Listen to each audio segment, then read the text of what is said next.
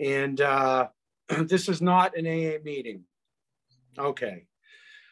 Paul, here's the reading I chose for today. It's on page 52, second paragraph, second sentence. We were having trouble with personal relationships. We couldn't control our emotional natures. We were prey to misery and depression. We couldn't make a living. We had a feeling of uselessness. We were full of fear. We were unhappy. We couldn't seem to be of real help to other people. When we saw others solve their problems by a simple reliance upon the spirit of the universe, we had to stop doubting the power of God. Our ideas did not work, but the God idea did. And that's the reading. Great. You skipped one sentence, so. I did, because it had to do with paragraphs before that, and it really didn't make a lot of sense. I'll read it if you like.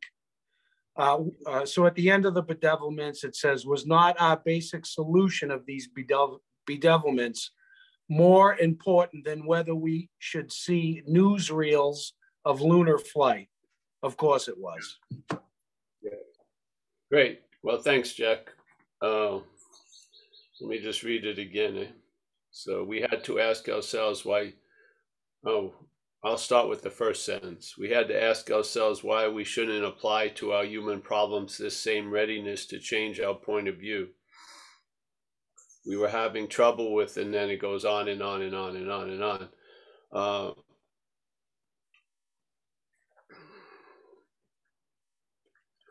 Obviously, sooner or later, we come to the conclusion, or we're brought to the conclusion. Well, first of all, welcome everyone. Paul, alcoholic. Nice to see everyone. But obviously, we're either brought to it or we arrive there or whatever, that we can't change our attitude, our point of view. That's why this is what we submit to in the program. I really believe a lot of these things lead to, these descriptions lead to, obviously, the sense of powerlessness, because who wouldn't want to change these conditions? Yeah. So we can't seem to change these conditions. So we change our condition by getting loaded or drinking or looking at shit on the whatever internet and shit like that, just trying to get some relief. Yeah, not realizing the problem. Part of that problem is wanting to get relief for it, not from it. That's the truth, but for it. So, yeah, the first step is like we're pretty much fucked and we're powerless, and we're not managerial quality. And then so you go to a meeting and you start submitting yourself to the suggestions that they give you, I hope. And, the first ones they gave me was trying to sit in the front of the meeting and pay attention to whoever is speaking. It doesn't matter so much what they're saying, it's the attention being off of you. So use this hour to sort of get a vacation from you by putting the attention on others. It pulls you out of this orbit of self-centeredness. I had no idea any of that, but I got the relief that they were saying may happen if I follow these suggestions. So I started to follow more suggestions. And then based all on that first step, which I felt like, in my case, I was sort of struck by the first step. There was tons of evidence, and it had accrued over the years, but the sudden whack was the variety of what happened with me. I just saw that I was completely screwed, and I had been in that condition, but I wasn't seeing it clearly. Yeah.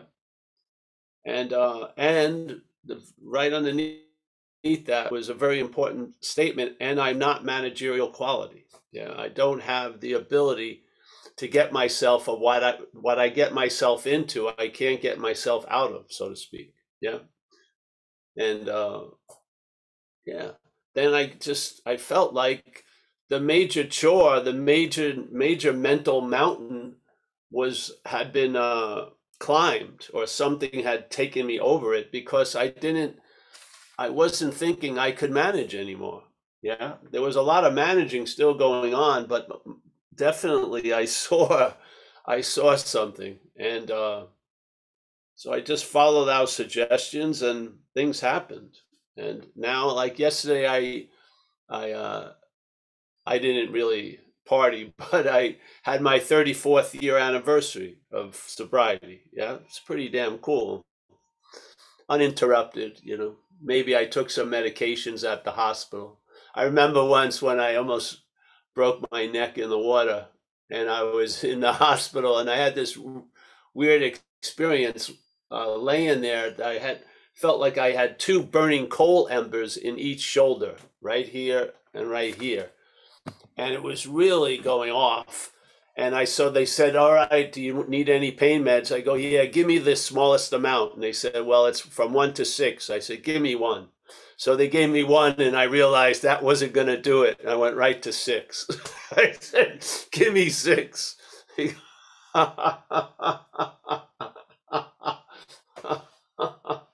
I wasn't seen breaking into the medicine cabinet at the hospital 3 hours later. It wasn't.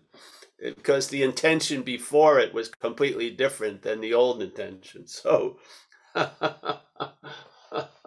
so yeah, it's the same message every time during these meetings.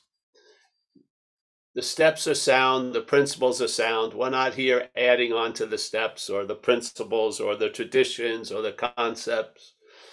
We're just hopefully bringing some light to the exact nature of the wrong. Yes. The book puts it in its vicinity, which is the problem resides in the mind. So that cuts down a lot of stuff. Yeah. So, all right. So the problem, there is no mind, is it? There's activities that we call mind. There's thinking, perceiving, but I don't think there's a mind sitting around Wilmac Avenue in Novato doing it. I think mind is a sort of compilation of a lot of activities. Let's say there's a large chapter of those activities called the mental processes. So it's thoughts, memories, interpreting, and perceptions. So the problem is lodged in there. That's what it says. Yes. So you may be wise to see that the what we're relying on, these mental processes, have been infected with alcoholism. Yeah. So the thoughts are being used for a different agenda than maybe we know of. Yeah. And the interpretation of what's happening may be actually directed to another audience, not us. Yeah. It may be this idea of self, this idea of self-centeredness. And so the information that the self would acquire would be directed back to the self. So you would be in a loop of self-centeredness. And that loop is an uncomfortable little ride. So it usually provokes a need or a desire to feel different. Yeah. So we start doing shit. And then some of us found alcohol worked. And then we found alcohol wasn't fast enough. So then we went to drugs. And maybe drugs weren't fast enough. So we started injecting the drugs. So as to try to get the ability to change my feeling as fast as I could was basically the only sense of control I had left, because everything was completely fucking unmanageable. Yeah. But I could put a needle in my arm and change how I felt. Definitely. Yeah.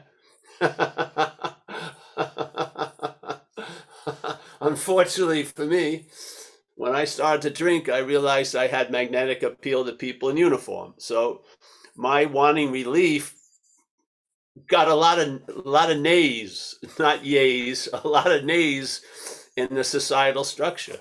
People were very pissed that I was getting high. My mother, uncles, everyone else. So, but to me, it was like medicine. It was the only thing that worked to get out of this idea of self. So I feel the exact nature of the wrong is captured by page 64 in the book. If you're new here today, it's like the third paragraph. I think it's the second sentence in there. And it's just a direction of how to look at the inventory process you're going to launch into. Yeah. And that is, we're being convinced self, manifested in various ways, is what has defeated us. We will now look at self's common manifestations. And then the next paragraph starts with resentment. So the common manifestations of self that we look at through the inventory process, the initial one, are fear, resentment, and harms done to others in the pursuit of what we want. Yeah. So we look at the sexual arena because it may be more obvious to see those behaviors in those relationships than in others. So these are the common manifestations. It doesn't mean that's all of them. It's just these are the common ones. So it's an introductory inventory to see what? To see self by its manifestations has defeated us. Yeah. It says you should already be convinced of this because it starts the sentence being convinced that self manifests in various ways is what has defeated us. Now, many of us aren't convinced. I feel humbly, we go into the inventory process with my resentments, my fears, and my harms done to others, and we leave the inventory process and fifth step with my resentments, my fears, my harms done to others. It's like going through a car wash and the water never goes on. Yeah, you went through the car wash, but nothing got cleaned. Yeah. So this bondage of self didn't get cleaned through the inventory process. Now you have knowledge about resentments, but you're still holding them as yours. Yeah. So a resentment, let's say in the wild, may have like a 2-hour life expectancy. Domesticated by you and called yours can live for 60 years. As long as you're alive, it can be thriving.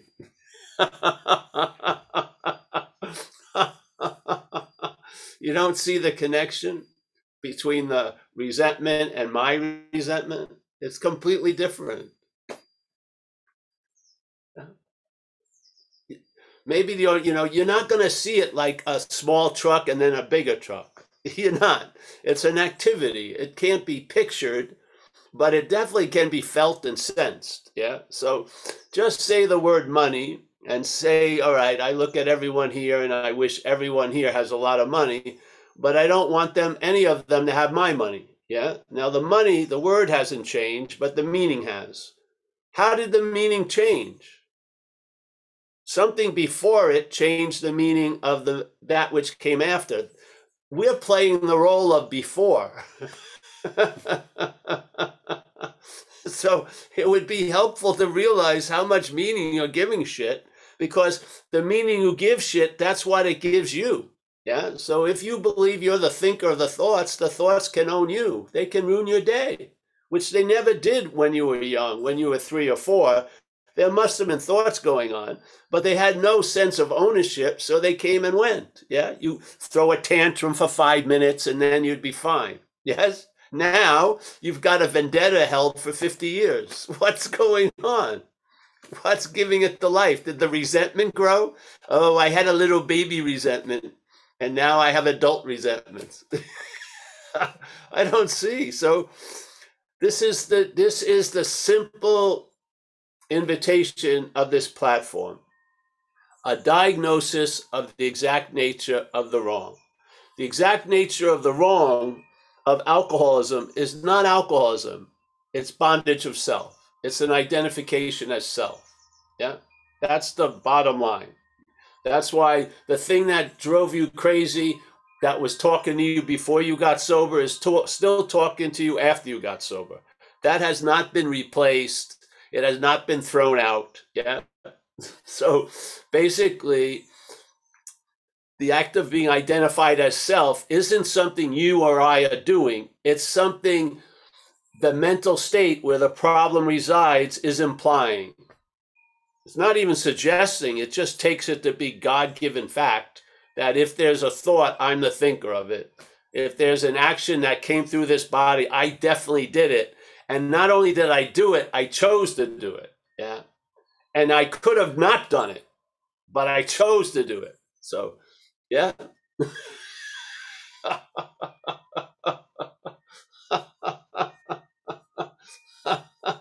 some of us knew there was no way that was going to change, so we got loaded fast.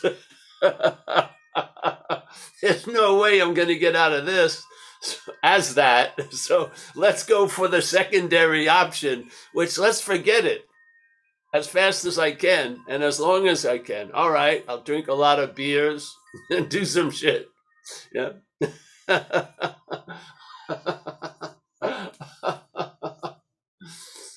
It's called the bondage of self. Yeah. The self suggests something that you're the thinker. You believe it. Now the thoughts can own you. Yeah.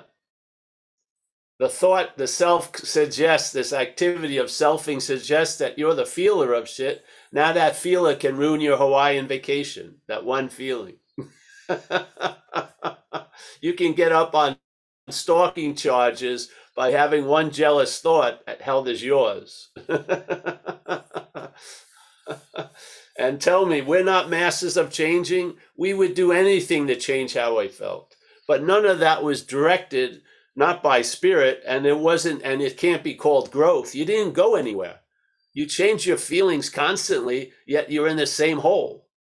What AA does is it directs change, which is growth. And it takes you, and it allows you to outgrow shit that you used to dwell in. Yeah? And this is the way of life, the simple means, the 12 steps, service pronounced, all this stuff. Why? Yeah.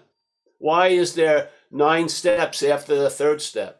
Because the third step, we don't have the ability at that point to turn anything over to the care of something else. We've been taken over by this thing called alcoholism. We need to do the working steps to weaken that hold so something else can get introduced, which is what we deem the higher power. Yeah. So it's sort of like a little dog running supreme, and the only thing that's going to stop it is if you introduce a bigger dog.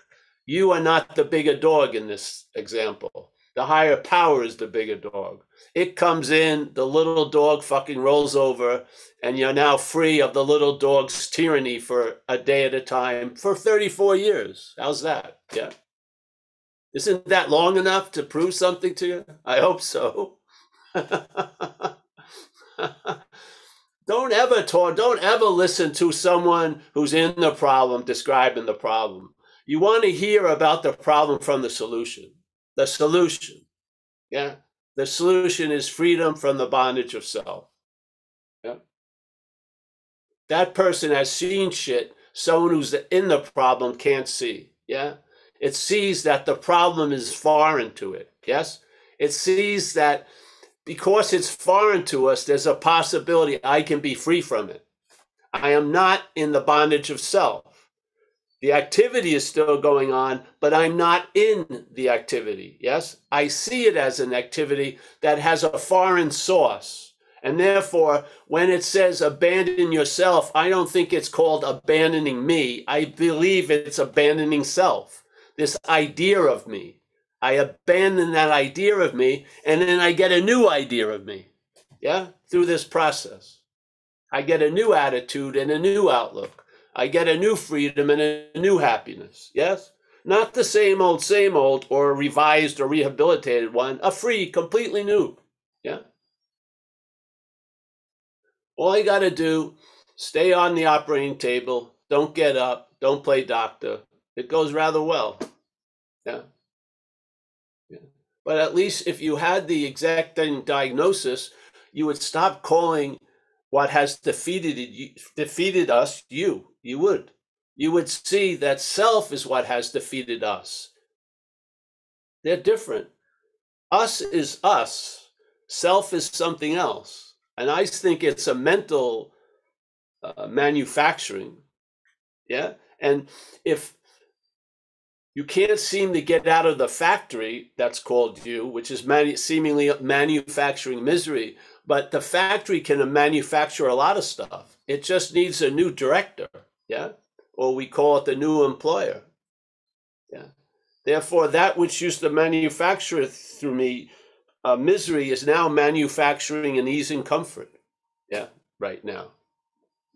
And I've been clear about everything. since that day that I'm not the doer of this shit. Yeah. Something has done for me what I could not do for myself. My role is to be very clear. I cannot do this for myself. This is not, AA does not turn into a self-help program. It's a higher power reliance program all the way through. You don't get the reins back in your life. You get the freedom of having someone that knows how to drive it, yes? And you know the tree by its fruits. If you've been in AA, one of the things you've probably seen is you could stay sober a day at a time. Most people never even entertained that before AA was developed, yeah? They were all in fucking jail or asylums or up in the attic or in the fucking cellar or getting lobotomies and shit like that. Yeah. Wow.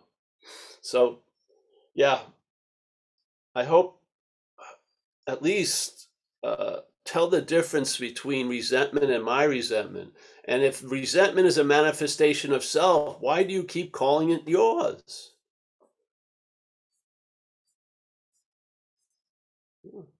This isn't like a thesis, a PhD. It's simple seeing. Yeah. Does money change when my is put in front of it? Does the meaning of relationship, let's say I have a girlfriend, very nice, we're having a great time. One day in my head, she gets christened my girlfriend. Now I think I can check in her emails and park in front of a house because I want to know what my girlfriend is doing 24 hours a day. Yeah? That's the mind. That's the bondage area. You're bound to thoughts as the thinker of them. Yeah? And the funny thing is, there was so much binding, and when I heard people share their thoughts, I couldn't believe it at AA meetings. And I came to two conclusions. How did these people get my thoughts, or they can't be my thoughts? Yeah. If everyone has them, how can I call them mine? Yeah.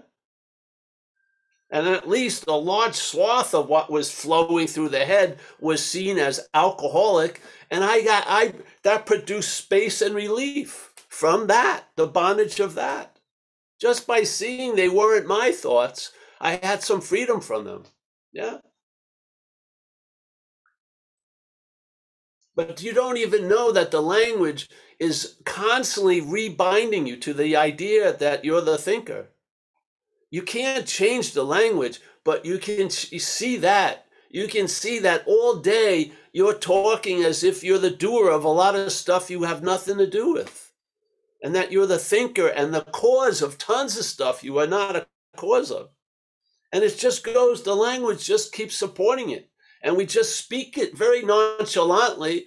And we call up people, oh, I want to talk about my resentments and my fears and my this and my that. That's the bondage of self. Yeah. You weren't dragged in and handcuffs were put on. You wear them like jewelry. Yeah. You go see other inmates and you check out how tight theirs are. And then you think, oh, I'm a lot better than them. She is. Yeah. Mine are gold. I can almost convince myself they're bling. Yeah. They're still bonding. Bonding. What do you think bonding is? Bonding is you take one thing and you bind it to another. Yeah? The bondage of self is us bound to self. The us is seemingly forgotten. And then it's self thinking it's bonded to self. No, it's us bonded to self. That's an activity, a mental one. Yeah. If you're relying on the mental state, you're probably seemingly maybe in that bondage of self right this moment. Yeah. Yeah. Why? Because the us seems to be completely forgotten. I don't feel like I'm bound to anything. Yes, that's the beautiful, that's a success of the system. It has you convinced you are that which you're bound to. You believe you're self. We believe we're self. Yeah. So we don't see all the glue that's being applied. Oh, this is just about me. I just love thinking about me and thoughts about me all day. That's the glue to keep binding So you're like loving the glue and you're watching it being applied. And then you say, why am I stuck?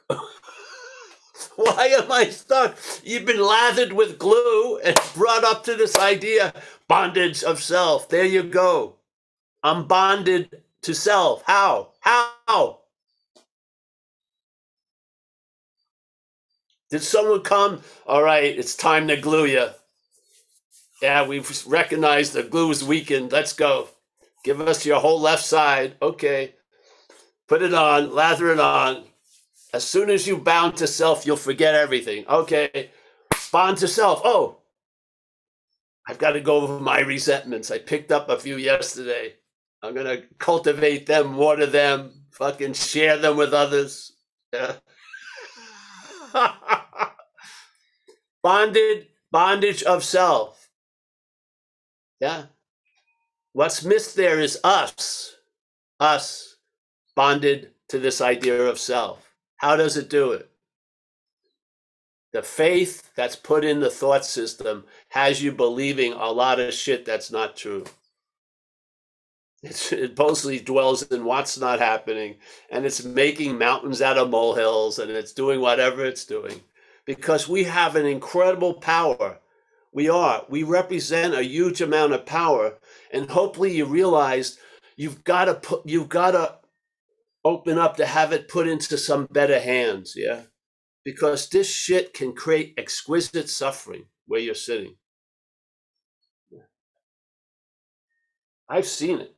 I've sat next to someone a half inch away. They were in a motherfucking hell while I was pretty chilled out. Yeah. We all have our own private Idahos, man. It's like a little private porn theater, and you're just getting screwed. You're not getting out of that as that. You're not. Self can't get out of self. So why is that the case? Then why is the solution you're not identified as self? That's the solution. Yeah. Because in a way you are identified as self. That's the bondage. Yeah. Oh, I don't think so. Well, let's say if Stanley was manifesting through you and your name was Paul, and Stanley's common manifestations through Paul were resentments, fears, and harms done to others. And every time Paul noticed Stanley's fear, he called it Paul's. Every time he noticed Stanley's resentment, he called it Paul's. Then Paul would be in the act of being identified as Stanley. Yes or no? Manifestations are coming in. Yeah. But when they come in as Stanley's, they go out as Paul's. That's the bondage. Yeah. So if you're new or not, if you want to take a small little sample, do a mini little inventory looking at how self has defeated you and write out the common manifestations of self and try to look at it with those pair of glasses, and maybe you'll see something new in it. Instead of seeing the same old, my resentments, my fears, my harms done to others. Yeah. Maybe you recognize they're not yours. And I'll tell you something, just like another conversation in the other room, if I'm really interested in it until it's not about me, it's the same thing in the head, really. Yeah. Well, so there you go. That's all we really have to offer. There's incredible professors of every sentence and dictum of the book, and incredible. Yeah. Incredible. But I felt there was a lacking of a clear diagnosis of the root of the dilemma. And so here we are. And here we are, been here we are for 20-something years. And if you heard me years ago, it hasn't changed really, because to me, there's no need for it to change. There's a need for it to change, but the diagnosis of it doesn't. Yeah. Yeah. So there you go. Anyone? Thanks, Paul. Yeah. If anyone has any questions for Paul, you can raise your hand and Mike will pick on you. And congratulations on 34 years, Paul. And Thanks for staying sober. It's obviously worked. Okay, Jack and Paul, we have a question in the chat from Kaiser. Kaiser had a question in the chat. He's unable to ask it right now, so he wanted me to ask it. And it goes like this, Paul.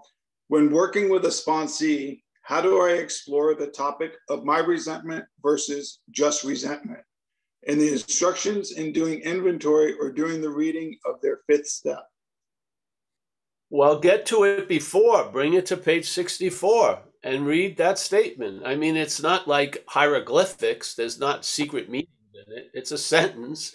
Starts with being convinced, which is a requirement for most of the beginning steps, is being convinced. It doesn't says we're hoping to be convinced. We were convinced one time, but no, being convinced right now, yeah, based on the observation, based on the evidence that has opened up to us since we've entered the program. Being convinced self, manifested in various ways, is what has defeated us. So the basic statement is self is what has defeated us, yeah? Yeah.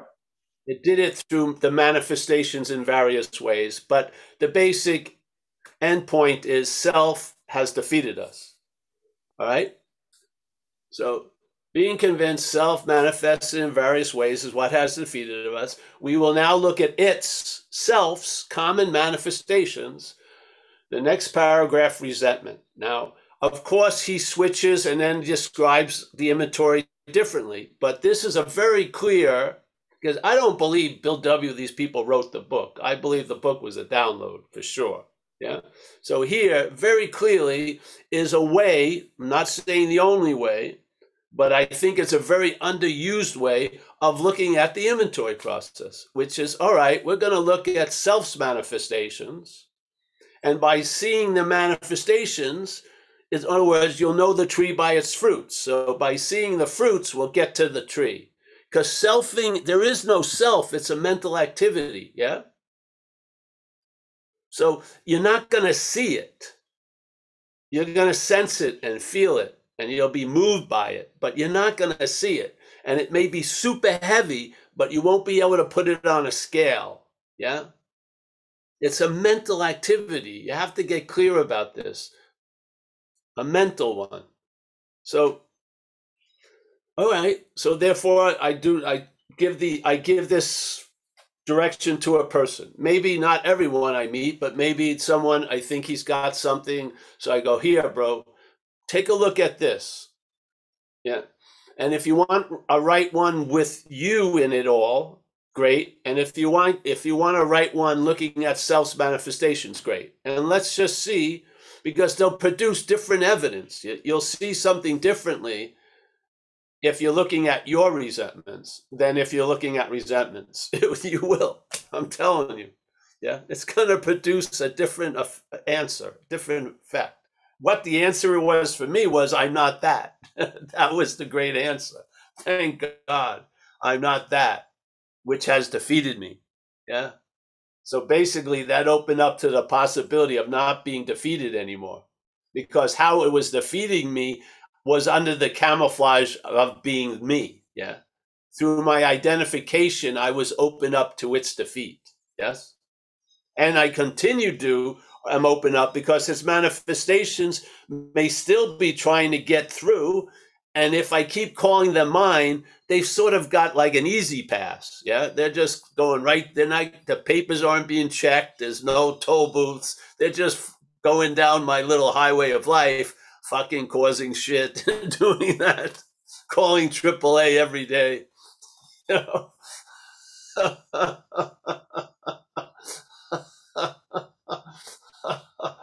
So the big little, was, let's say, a huge machinery, and only one little nut was holding it all together. And that nut was identification as it. When I saw self as other, the possibility of being free from it became available. And then the head had showed me how I've been trying to be free as it since I've been 6 years old. It gave me a panoramic view of my life in about a second. And I saw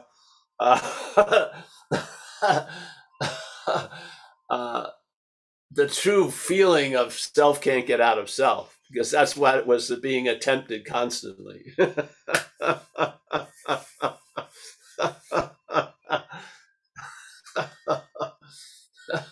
Why do you think that's such an important statement in our community? It doesn't come from the big book.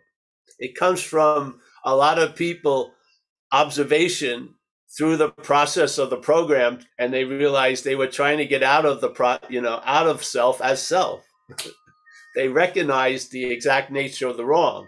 It didn't get galvanized enough to get,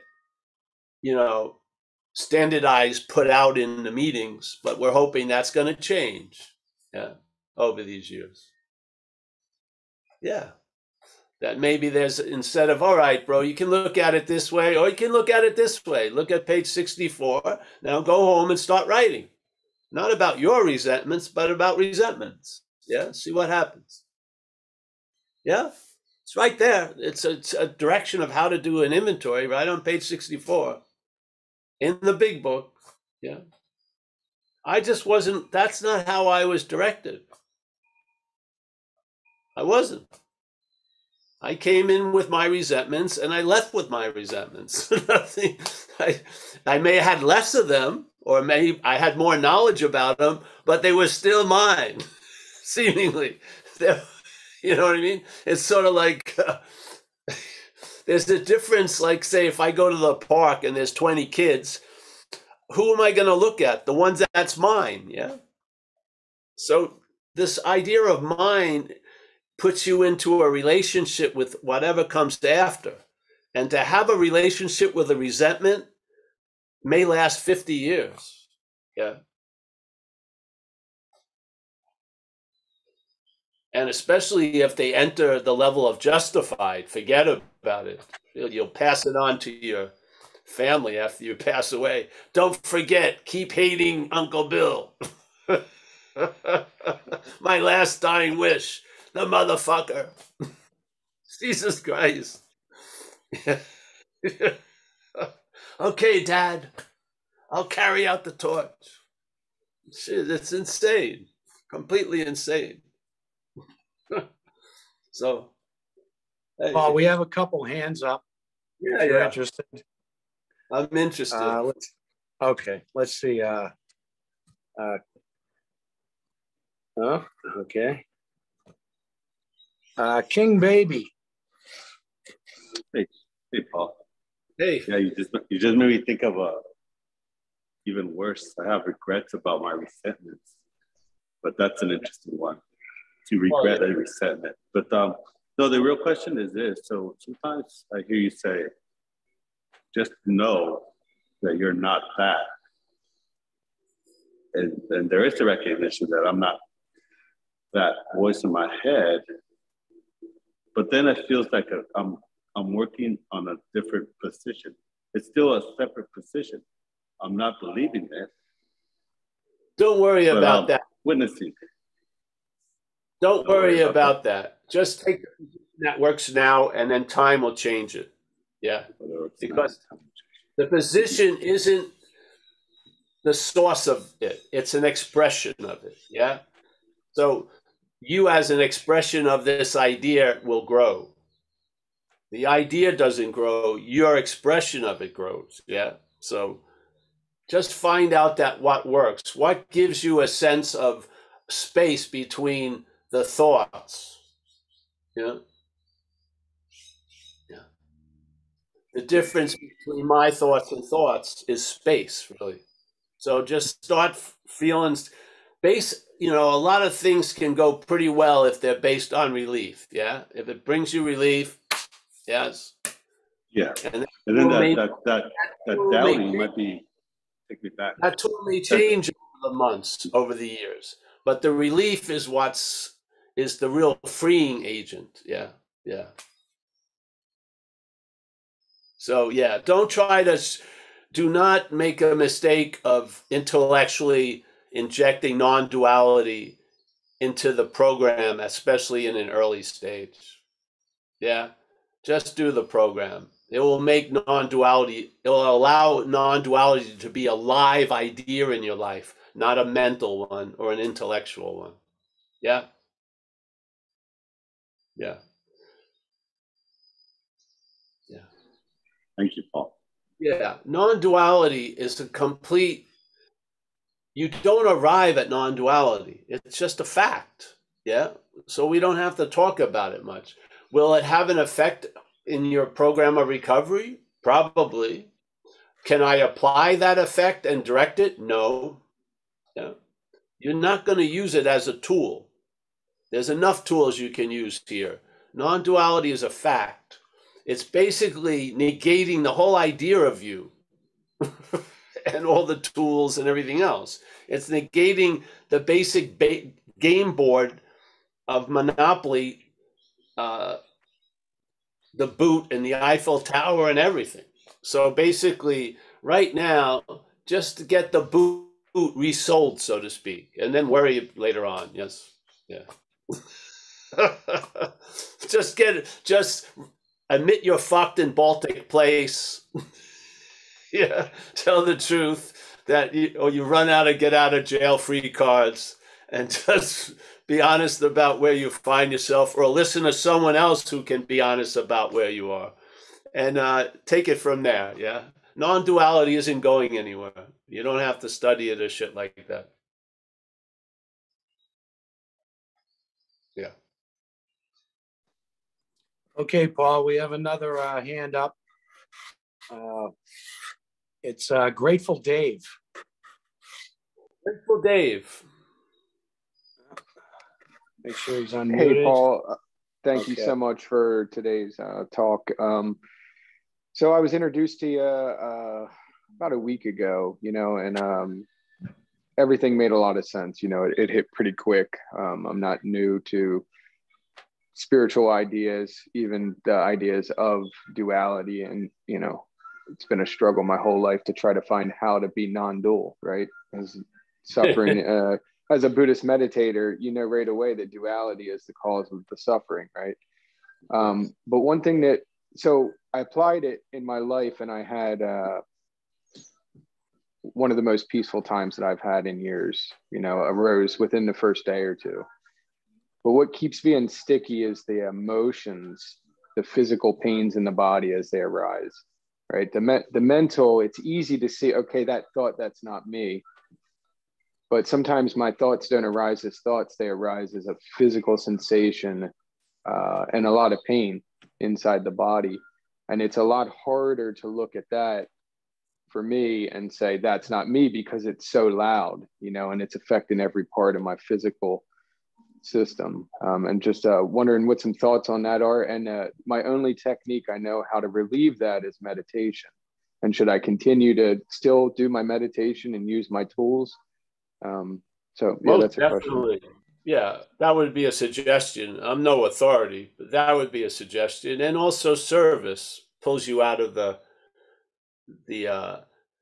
see, the head uses the body's let's say the strings of the body to convince that its song is valid. Yeah. So that's its bane. If it can produce an effect and you feel pain and stuff, it's a way of verifying the very weak story it keeps running in the head. Yes. So the way you're saying it is, at that point you're outmatched. So therefore, then it's good to have some skillful means and to, you can't convince the flies there are no shit. So now you just got to move the shit, do something, some service or something else. Yeah. Take the pressure off, and then it changes. Yeah. This isn't you don't become a devotee, like a rigid fundamentalist devotee of non-duality. Yeah. Non-duality is brings a flexibility to your flowing through different levels at different times. Yeah. So while you're not having incredible body discomfort, enjoy the hell out of it. Yeah. And when you do have it, you don't have to let the head pile on with a lot of mental suffering. You can see it's not you and stuff. Yeah. And so just like we used to say when people on one level, the absolute is there is no house, there is no person, and there is no fire. And then there's someone who's in a house and the house is on fire and they're getting super hot and they keep chanting, there is no house. No, just find a pail of water and put it out. And then maybe you'll see that you're at a lot of fires. Maybe you're a fire starter. And then you tell the truth and then things start fundamentally changing. Yeah. So, yeah, I understand that. The body, when you're in pain, emotional too, it attracts the attention and interest. And it's difficult to wish away the interest and attention from that pain and stuff. Sometimes you've got to resort to doing something, take a bath, doing service, something like that. Like a lot of people, I recommend just start watching Bloodline on Netflix. It's a well-written story, pretty good. They'll take your attention off of the shit and then ask that power to remove it, and maybe when you go back, the shit will be gone. The flies aren't there for you, they're for the shit. So the flies will go. Yeah. It's like the idea of moths. Moths are driving you crazy, but you're sitting right under a light. So you're trying to swat the moths and shit like that, and you're taking it personal. Just take the bulb out, the moths will disperse, yeah? Now, you and I can't take the bulb out. That would be more electricity into the bulb, yeah? So we ask that higher power. Yeah? Take it to step. I really like the idea of step 6 and 7 as an activity, because if you are starting to see what you're not, it's great to bring that what you see to step 6 and 7 and let the higher power sort of extract the gold out of the handcuffs and maybe make a nicer line of jewelry. Yeah. Yeah. So that's my suggestion. Grateful, Dave.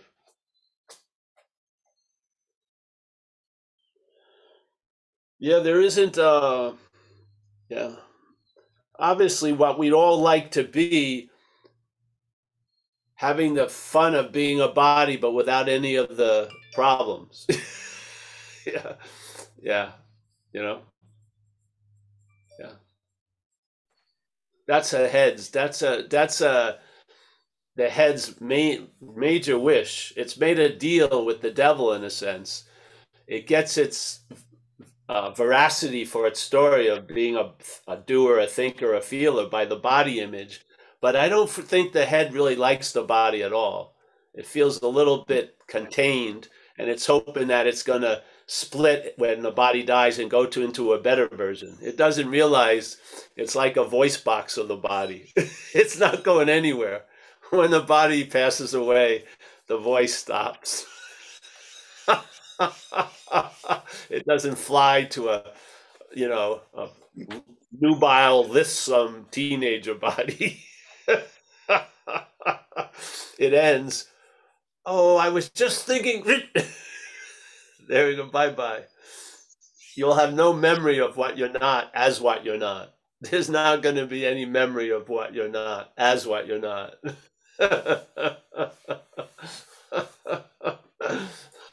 Give me another minute. So, what's good with this whole idea, if it's not you, it takes down the volume of the system. Yeah. That's what it does. Yeah. This is where you can't know about people, because I've never been in a deep depression, I don't feel. And definitely not for like months. So I have no experience with that at all. I do know it's probably promoted by the same basic stock model of self-centeredness that promotes its story here, but the volume is up. Yeah. And so the people are it's really loud and really persistent and this or that. Yes. Now, seeing it as not you brings the volume down. You can't turn the volume down. When you turn the knob down, you're turning it up.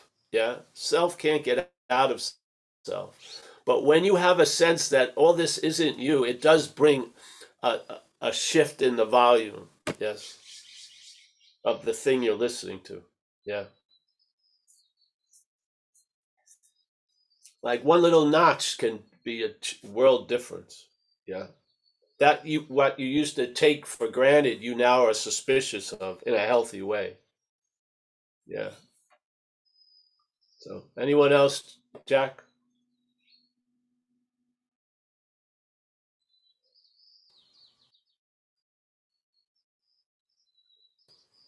Jack?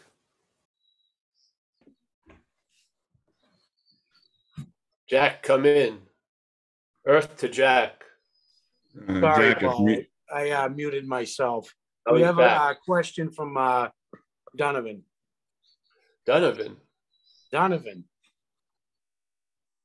Hey, Paul, Donovan here. Thanks. It's good to see you again. It's been an interesting year, and it's been a lot of help coming to these meetings and watching the videos. So thank you, and congrats on 34 years, brother. Could you talk about the advantage of and the payoffs of doing step 9 when it comes to seeing self and the freedom going along the ways and helping to achieve that freedom from the bondage of self, and how step 9 helps us in doing so? Thanks, bro. Well, in my own experience with step 9, that was probably had the most profound effects in my first year of sobriety, I would say.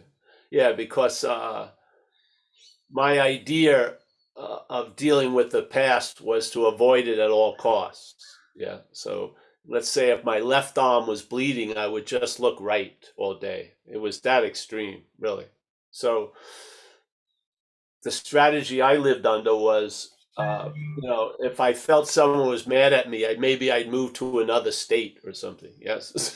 There would be some extreme fucking solutions to shit. And there's a huge amount of pride in a completely devastated, incomprehensible, demoralized condition. There was a lot of pride in there. Yeah.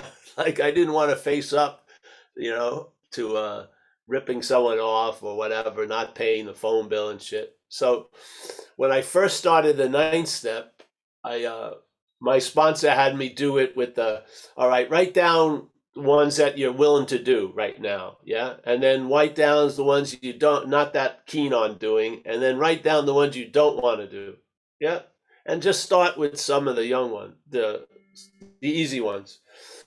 But the thing is, once I got around that point,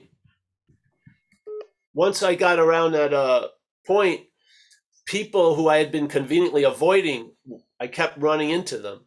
Yeah. I mean, I remember I was driving. I saw a guy I owed money to for not paying a phone bill when we were roommates. My first urge was to take off and make a left, but I pulled over, called him over, gave him $45. Yeah. And that was an amend. Now I was at another concert. I saw a guy that I owed money from cocaine. Now that was more self-serving because I thought if he saw me, he'd kick my ass. So I decided to beehive him after the show and give him the money. And the only reason why I had money was I was sober. Yeah. So then, one of the ones is my favorite example was I used to live in this area of San Francisco called North Beach, which is very difficult to ever find a parking space there. Yeah. So I used to go to this market, Rossi's Market, with a long trench coat, and I'd steal a steak, like a flat steak, and put it in the back, and then 3 16-ounce little cans of beer. There was my carbohydrate for the day, my carbs for the day. I mean, so I didn't get caught. Months I did this, like a lot. So when I got sober, there was a great meeting in North Beach, and I would go there on Thursday nights, but I would not drive down the street of this market. Yeah. I just avoided it. And it only came up while I was going Thursday night, but I did not want to park. I didn't want to see Rossi's Market. So I realized I got to go in there. So I went in there. I asked one of the cashiers. They said, I go, we're the manager. And I went upstairs. I said, man, I used to live right on Montgomery Street. I came in here, stole a lot of stuff. I'm in the program recovery. This is one of the things we do. How about $55? So the guy was freaking surprised. I gave him the $55. I walked out there and I never thought about Rossi's Market again. So this was what happens. The way I was dealing with the past, I was a storage unit for the past. Yeah. All that space was occupied by these undealt with shit. Yeah. And then all the guilt and shame and everything else that hovers around it. Yeah. My whole life was stuffed with it. It was like the huge elephant in the room. And my life started to reclaim the space it had given over to this disease. Yeah. So I was very keen after the results that were happening to do all the amends. So, and the ones like, I had some women I did something with and they lived in Europe. I didn't think I was that important to fly to Europe and go to Belgium and find where they lived. I just wrote a letter and I put it in my nightstand, like an amend letter that I would have sent to them if I knew where they were. And so I felt it very, very powerful. And of course, a lot of what fills self is empty space, occupied by all this shit. Yeah. When you take the stuffing out of it, there's nothing there really.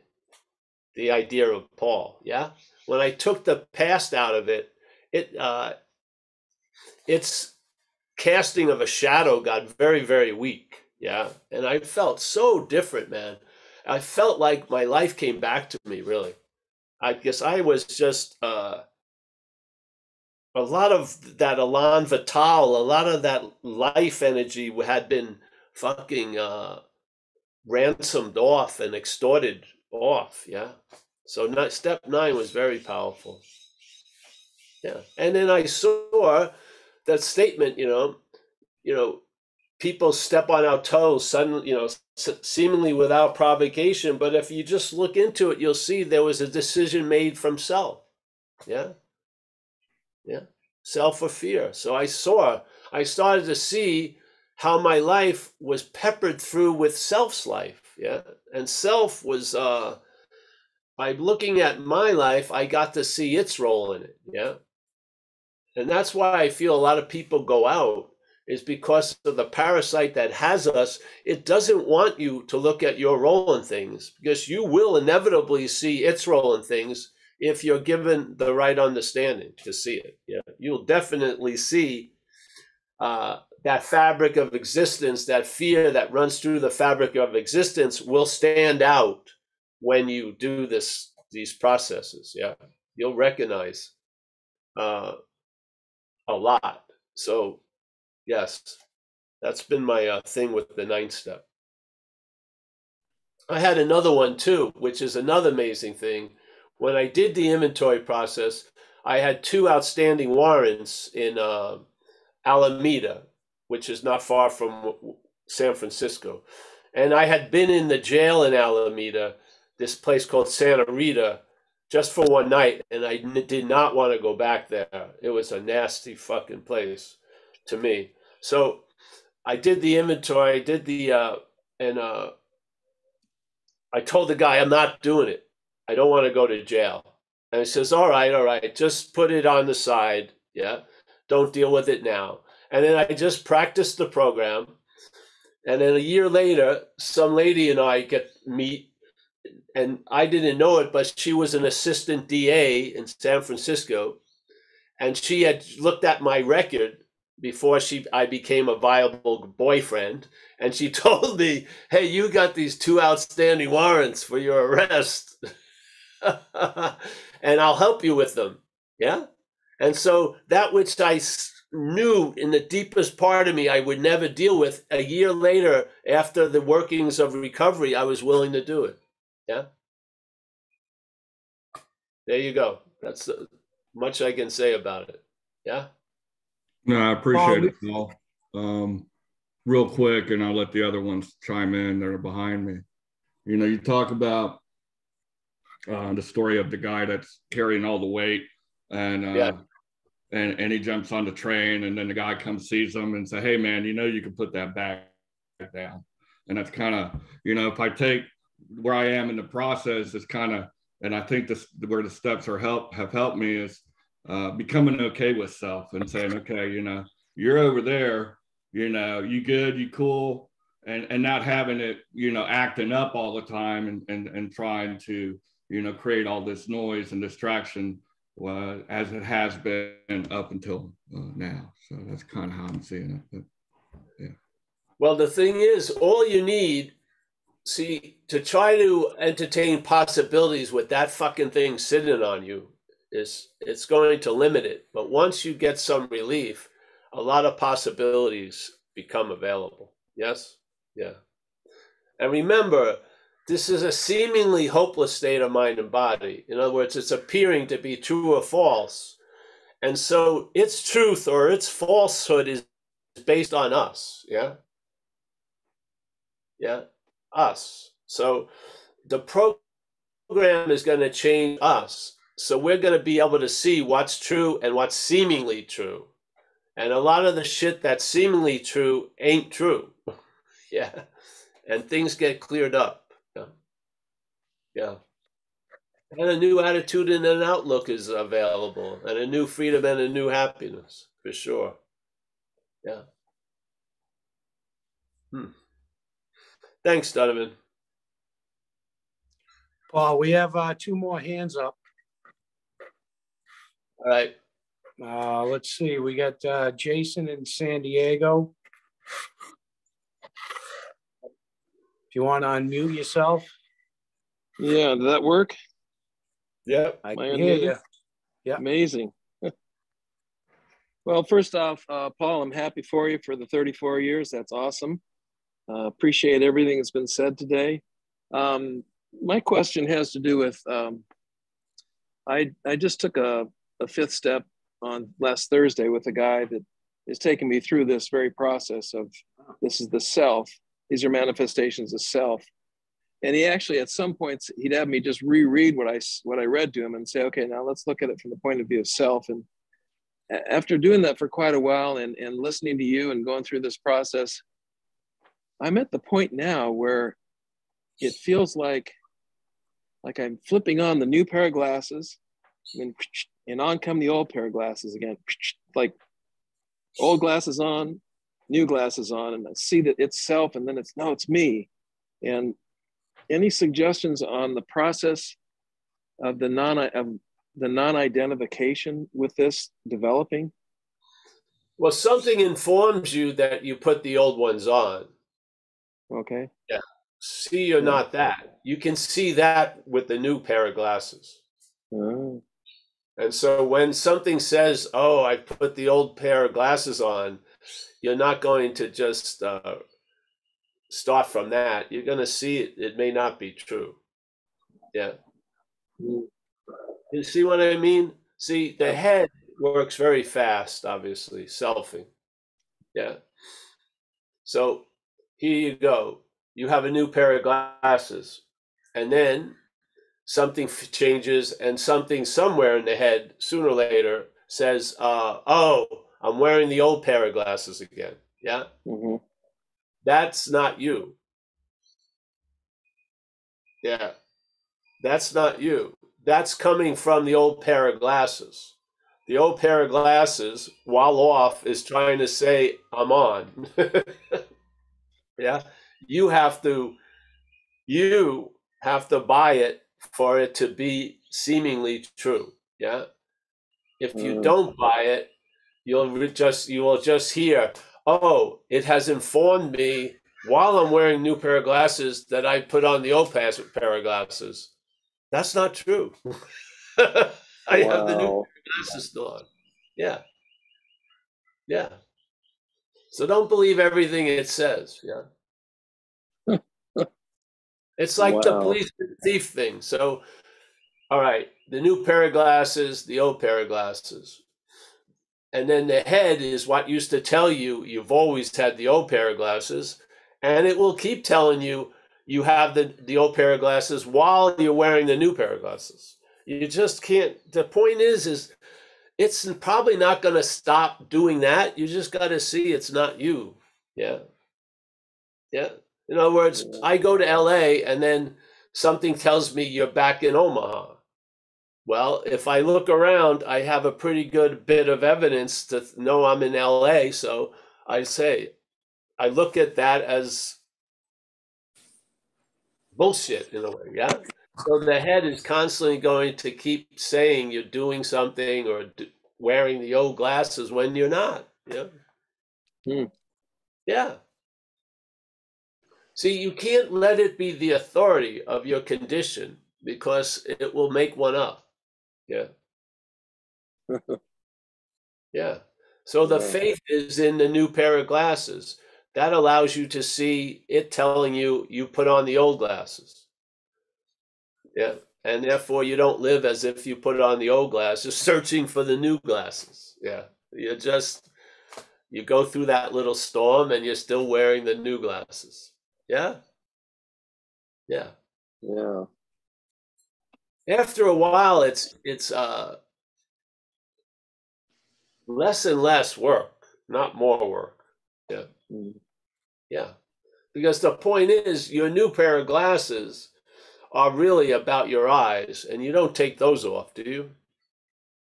No. No. So you can always see the old pair of glasses from the new eyes. And the new eyes have always been there, always available at all times. They're what we call the spirit, so to speak. Yeah. Yeah. Real eyes. Real eyes. Yeah. Yeah. So the head tells you all day, oh, you're really fucked. You know, it just brings out the old guns out of the blue. You're fucked. You know, that used to have a lot of weight like 25, 30 years ago. But now it's sort of like, come on, you don't got anything else? Yeah. Well, you're really fucked. You know, it's like listening to a crazy radio station, isn't it? Yeah. Yeah. You're not even tuned into it. It just breaks in every once in a while, says some outlandish shit. Yeah. WTF. Yeah. Yeah. The problem is our tuning into it is because we think it's K-Paul, you know. It's not. It's not an informational news outlet that we rely on. It's fucking propaganda. Yeah. Wow. This is, if you come to the non-duality talks, we go more into this because you see the identification happens very fast, and the head, that which seems to talk up here, yeah, informs us of things that aren't true. Yeah. We take them to be true quite a lot because we've swallowed the first thing, which is we believe that voice is ours and it has a lot to say about us. It's not ours. Yeah. It's like a propaganda station. Yeah. Yeah. So our station is at the pause. There's not a lot of, this is not a talk show radio station. Yeah, we are, yes. We're like on a vibrational level, if you want to call it that. Yeah? Yeah. So the head could say tons of shit. Oh. You know what I mean?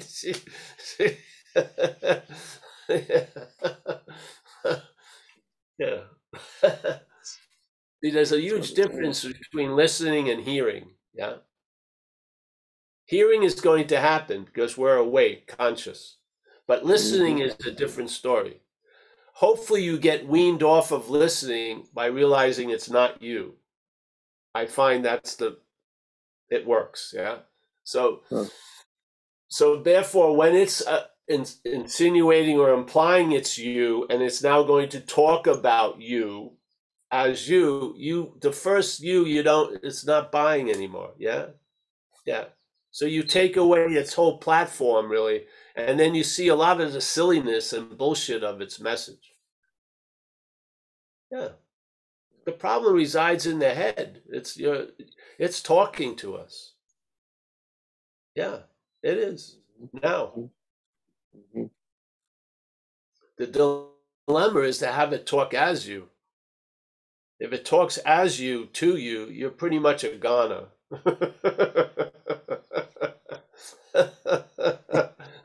Yeah. We can't seem to stop it talking to us, but we can definitely see that it's not talking as us. That's what allows you to hear it and not listen to it. Yes? It's very important, really, that little statement. Yeah. Talking to, but not as. Yeah. Going to talk, yeah, but what makes it seem to be heard more is if it's taken to be us. Yeah, we're working at that point. We're not saying this is never going to play another tune again in your head. Yeah, we're saying it's not you playing that tune in your head. It's not you informing you that you put on the old glasses. It's not you. That is not you. It's not established as you. It's a mental variation going off. Yeah. Yeah. Yeah. That's spiritual eyes. You see the mental from the spiritual. Yeah. And we are a spirit, I would say, not of thing, not of mental. Yeah. So now you start seeing, not from Jason, because you're not Jason. You see from what you are. Yeah. Yeah. And a lot what you see is about what you're not, really. That's what happens. Yeah. And now you have a understanding to not give it so much weight. Yeah. And then shit that used to come and stay for 30 years just comes and goes now. Yeah. It doesn't have any place to land because its landing is on you. The idea it's you. The idea it's you. Yes. That allows all this shit to pile up. We're questioning that you. We're not talking about the packages. We're speaking about the palette, so to speak, that's holding it all. Yeah. If you're not that, yes. Yeah. Yeah. If you don't sign for all the deliveries, there's going to be less deliveries. I swear they are. Yeah. Yeah. And you know, if the delivery says to self and you're living as self, you're going to sign for the delivery. We've cut off the self idea. Yeah. So if there's a delivery to self, far out. It has nothing to do with me. Return the sender. Yeah. Yeah. So exactly. 2 days. It's quicker than a 2-day Amazon thing.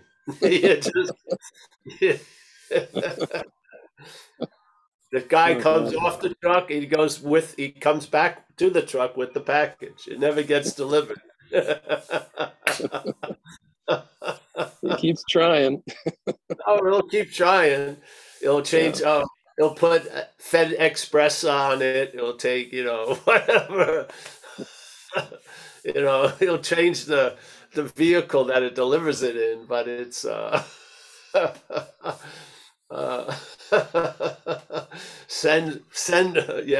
return to sender.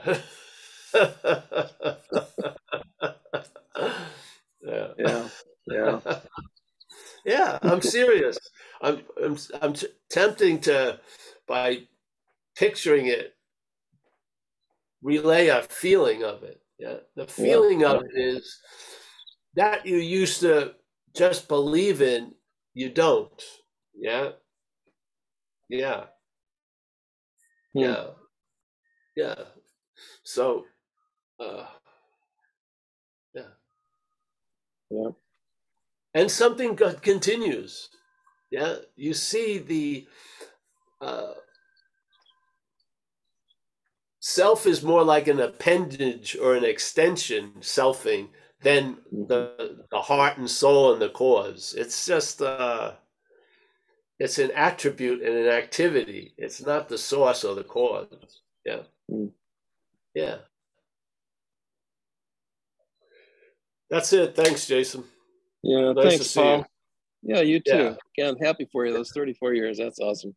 Every Oh, day yeah. counts. Yeah, man. Yes. God bless. First day of spring. Yes. Yeah, that's right. That's right. Well, it's symbolic. Spring. Yes. Spring has sprung. Yeah.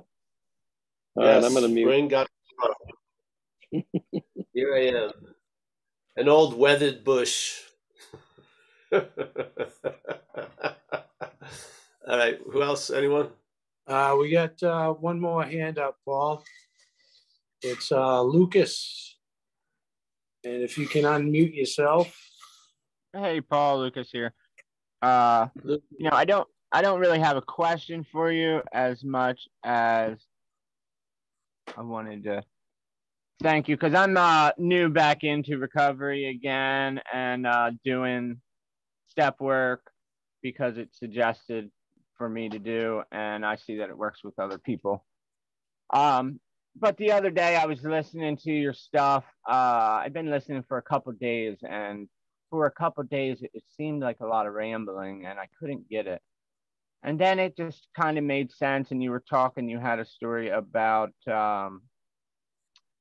picking up a disposable camera and looking through it and seeing the world through the disposable camera and not being able, forgetting that you're looking through it, and then putting lenses on it, trying to clear it up, and still forgetting that you're looking through that little lens. And just for the briefest of seconds, I got this realization of like, wow, well, I was walking around the pond and all of a sudden I wasn't listening to you anymore, and I was experiencing the Mother Nature, and it was like I saw that break where the experience is perverted by me, by the experiencer, and how I was somewheres in there was me, and then there was not me, but me as well. It was an interesting experience. Yeah. But so it opened up this whole idea of, you know, maybe I don't know what I think I know. Maybe there's a whole lot more. And I love those things. I love it when that happens, because the world just seems to open up even bigger, you know. And that's what I need a lot, is some hope, because I didn't have any for a long time. So I just want to thank you for that. And congratulations on all that time, and your journey is appreciated. And, you know, you got me and shook my brain up a little bit. It touched, you know, it's a part that I'm not normally messing with, and kind of rattled it alive. So I appreciate that. So keep doing what you're doing, man. Good job. Well, thank you. That's a nice description of, yeah, that's awesome.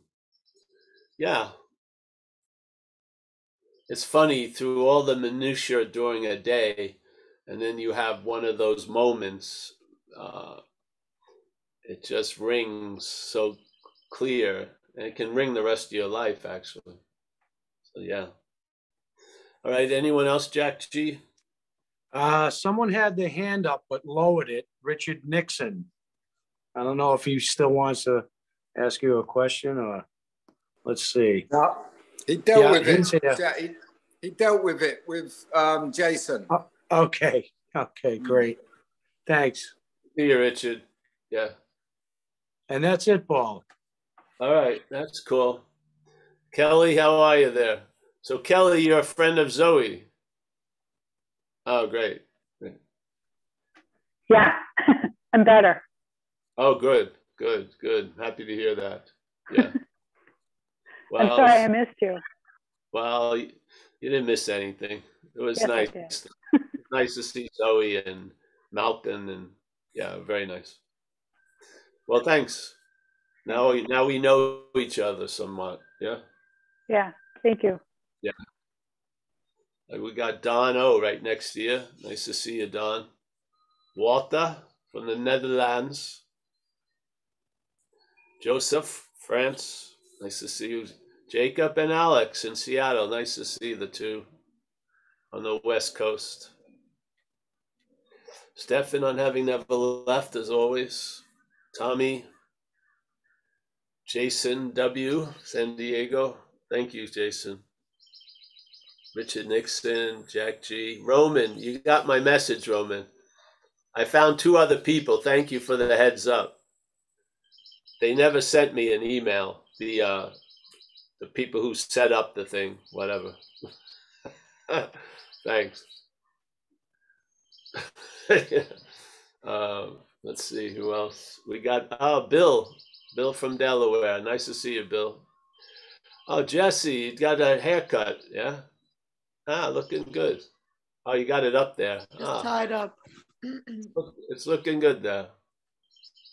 We got Michael Stacy.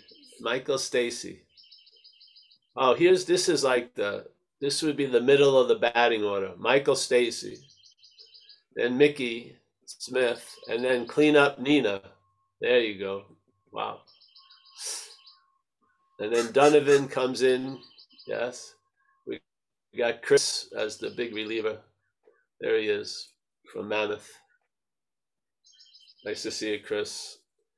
Jono from the UK. Nice to see Jono. Always a pleasure. Kaiser, he's got a big mask on and stuff. Yeah, there he is. We got PK living at Lodge in Long Island City. Yeah. We got Annette, Legio King Baby. Yep. Let's see. We got Oliver. Another Oliver. No, Oliver in Berlin. Sina, Apted, Ashley, Nika. Who else there? Nika just appeared on the camera. Nice to see you. Where are you from, Nika? Well, at the moment I'm in Hungary. Friends recommended they told me about you, and yeah, lovely to meet you. Oh, great. Nice to meet you, Nika. Yeah, nice to meet you too. Always welcome. We Thank have you. a net. There's a net there. I see her. And yeah, everyone else, thank you for coming. We'll be here today at 4:30 Pacific time. We do a talk on non-duality. It's on the website under Zen Bish Slaps events. That's at 4:30 Pacific time every Tuesday, and then Wednesday night and everything else. And then Thursday, recovery again, same time. Yep. See you all. Thank you. Nina, Thank you, nice Paul. to see you. Thank you, guys. Thanks, Paul. Yep. Thank you, Paul.